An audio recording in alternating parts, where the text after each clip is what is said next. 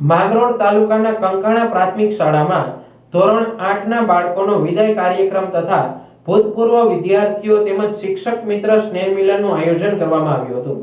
આ તબક્કે તાલુકા પ્રાથમિક શિક્ષણ અધિકારી શ્રી કાનભાઈ નંદાણીયા તથા બીઆરસી કોઓર્ડિનેટર નરેન્દ્રસિંહ ચુડાસમા તેમજ નવનિયુક્ત એચ સ્ટાર્ટમાંથી કેની ભાગ 1 બનેલા સુરેશભાઈ રાઠોડ સાહેબનું સન્માન તેમજ આનંદભાઈ તન્ના કેની ભાગ 2 college pay centre Acharya Rajubhai Sutreja વગેરે હાજર રહ્યા હતા।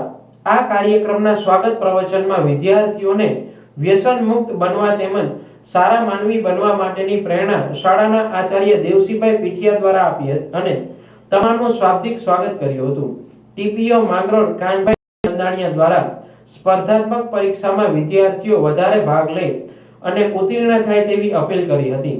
બીઆરસી દ્વારા જણાવવામાં આવ્યું હતું કે વિદાય એ અંત નથી પણ શૈક્ષણિક પ્રગતિનો આરંભ છે અને પોતાના માતાપિતા અને પોતાના શિક્ષકોનું સન્માન કાયમી માટે જળવાઈ રહે એવો સંદેશ આપ્યો હતો।